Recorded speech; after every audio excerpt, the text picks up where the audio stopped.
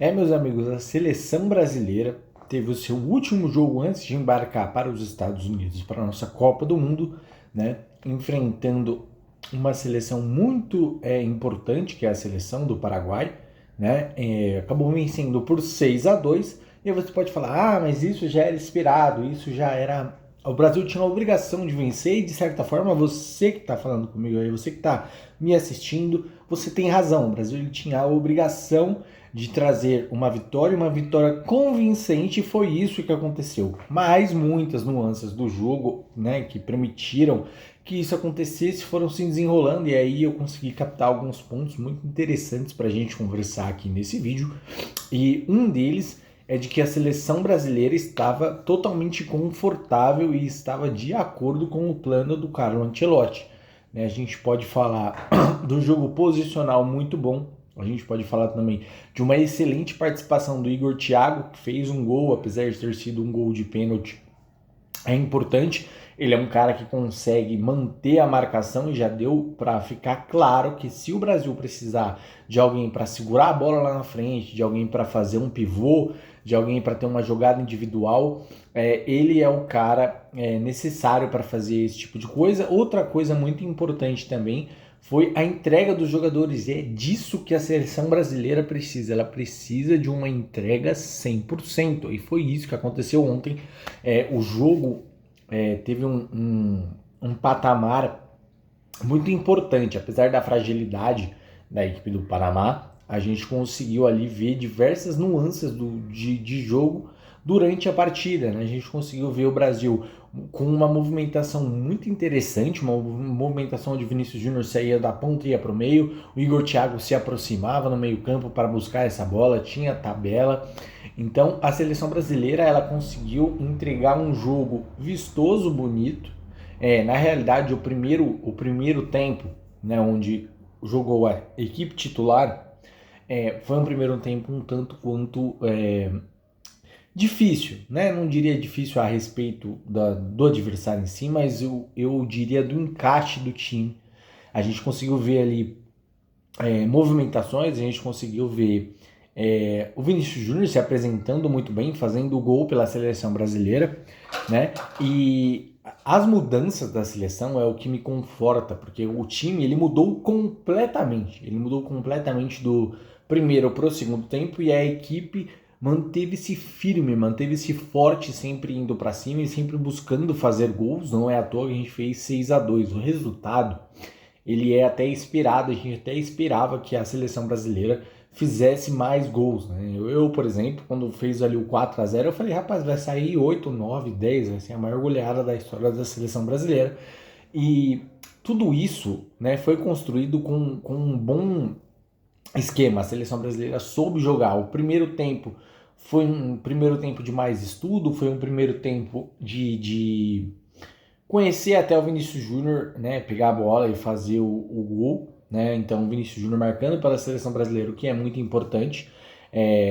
Também tivemos ali o Wesley jogando uma barbaridade. O Wesley jogou uma barbaridade, né? O Danilo, na verdade, jogou muito bem. O Danilo fez uma partida excepcional.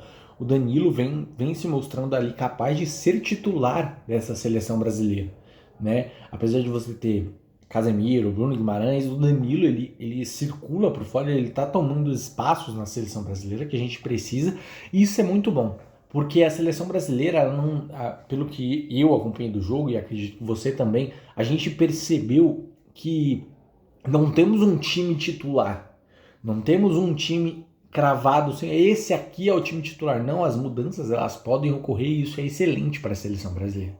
A gente tem que ter opções, né? O leque de opções da seleção brasileira, graças à grande convocação do Carlo Ancelotti, é um elenco de extrema qualificação. Você tem ali jogadores para substituições que não perdem a consistência do time, né? Você tem atletas de grande nível que, se porventura, esperamos que não, se porventura se lesionarem, terão atletas para repor e manter a consistência do time, né? Tirando o gol que teve um desvio que a gente tomou, na verdade, um dos gols que nós tomamos Eu, quando vi ao vivo, pensei que tinha sido uma falha do Ederson, mas na verdade eu vi ali um desvio, acabaram considerando um gol contra, mas a seleção brasileira jogou muito bem, ela entregou muitos recados, inclusive ela deixou o torcedor brasileiro, isso que era importante, deixou o torcedor brasileiro confiante de que a gente pode chegar longe nessa Copa, a gente pode sonhar com o título dessa Copa, e isso é muito importante, porque a seleção brasileira, ela precisa estar nas cabeças, ela precisa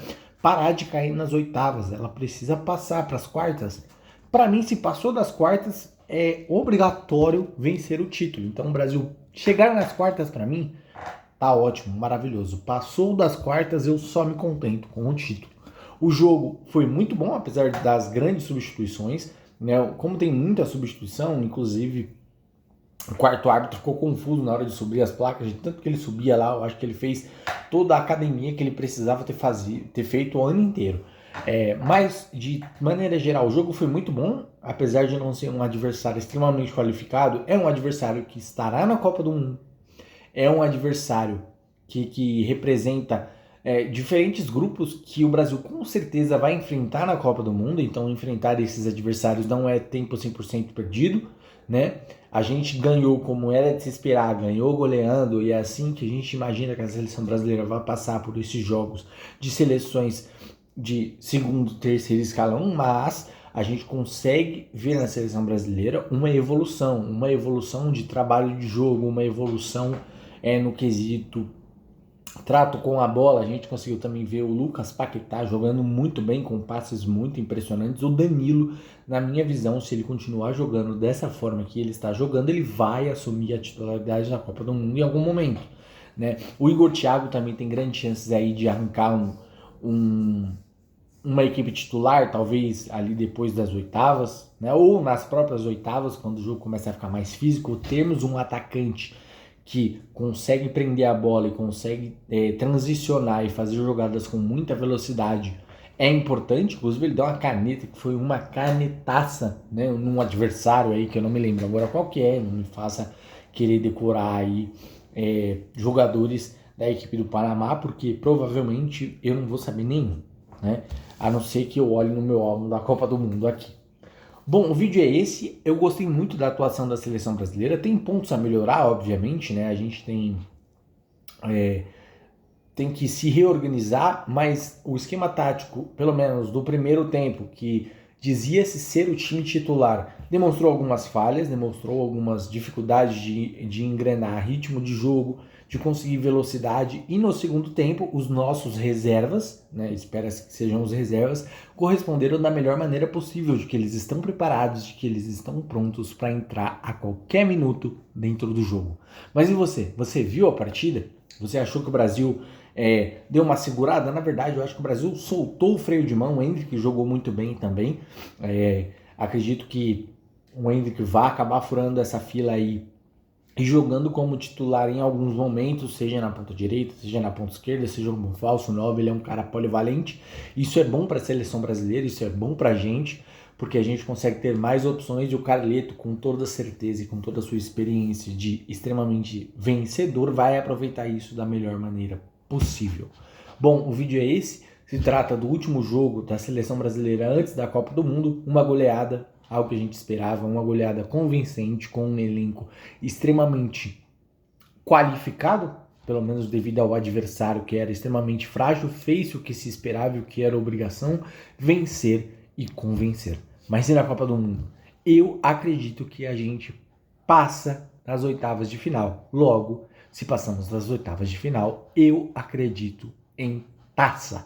Comenta aqui livremente a sua opinião. Gostou do jogo? Não gostou? Achou que a seleção pisou no freio?